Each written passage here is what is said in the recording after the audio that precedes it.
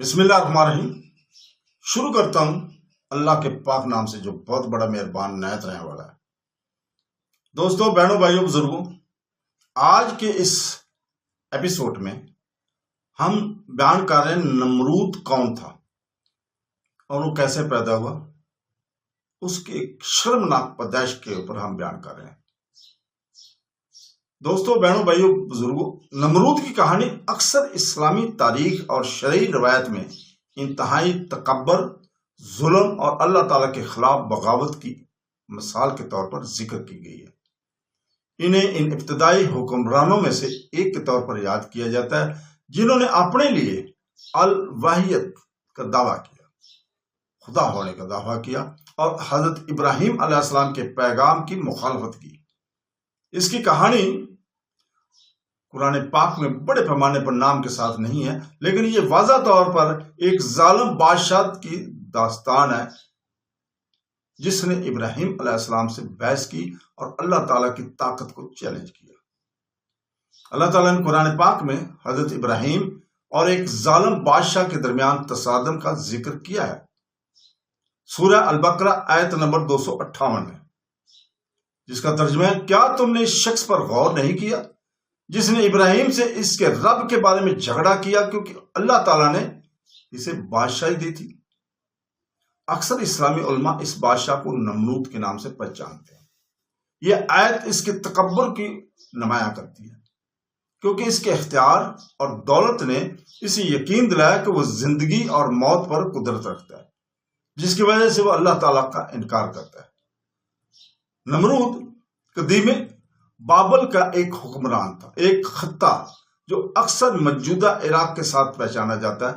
تاریخی اور روایتی ذرائع اسے ایک طاقتور بادشاہ کے طور پر بیان کرتے ہیں جس نے ایک وسیع علاقے کو کنٹرول کیا۔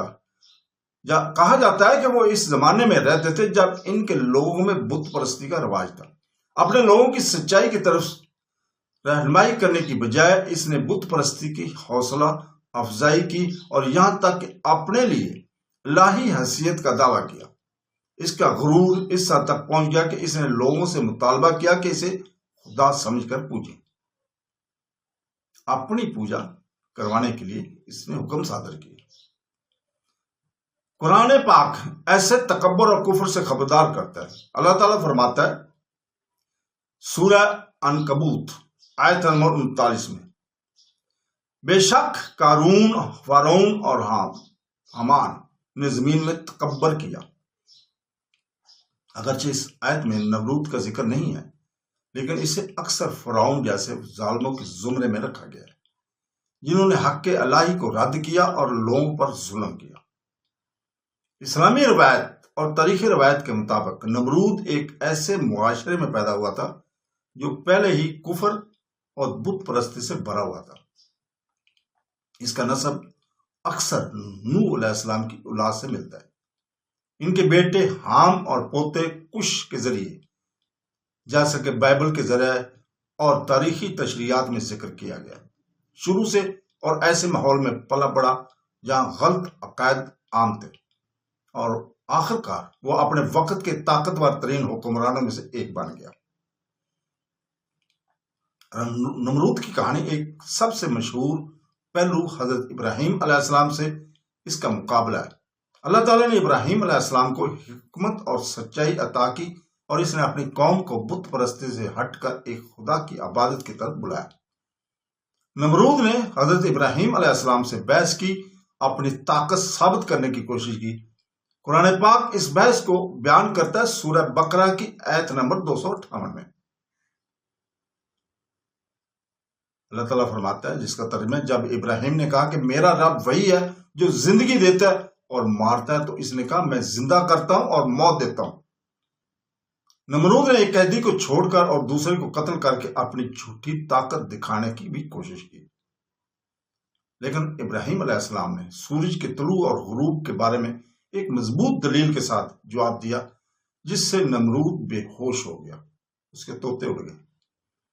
اسلامی روایت کا ایک اور اہم حصہ نمرود کی طرف سے حضرت ابراہیم علیہ السلام کو ایک زبردست آگ میں پھینک کر سزا دینے کی کوشش ہے۔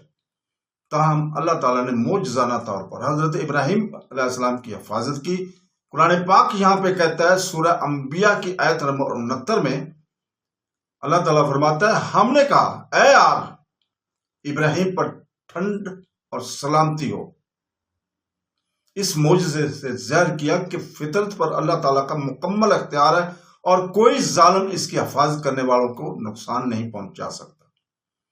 نمرود کی پیدائش اور ابتدائی زندگی کے بارے میں اسلامی ذرائع میں تفصیلی معجزاتی واقعات پیش نہیں کیے گئے ہیں۔ اس کے بجائے وہ ایک کرپٹ معاشرے میں اس کے ماحول اور پرورش پر زور دیتے ہیں۔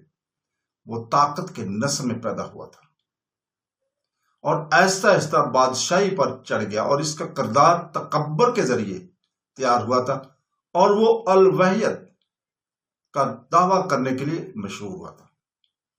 ان کے زوال کے بارے میں ایک مشہور روایت اسلامی تاریخی ادب سے ملتی ہے۔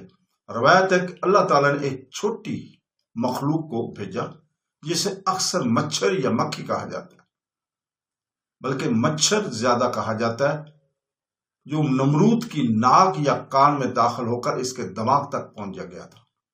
اسے شدید تکلیف ہوتی تھی اور وہ اپنی تمام طاقت اور لشکر کے باوجود اسے دور نہ کر سکا۔ آخرکار یہ معمولی مخلوق اس کی تباہی کا باعث بنی۔ یہ روایت ایک طاقتور سبق کی وضاحت کرتی ہے۔ انسان چاہے کتنا ہی طاقتور کیوں نہ ہو، وہ اللہ تعالیٰ کی چھوٹی سے چھوٹی مخلوق کے سامنے بے بس ہے۔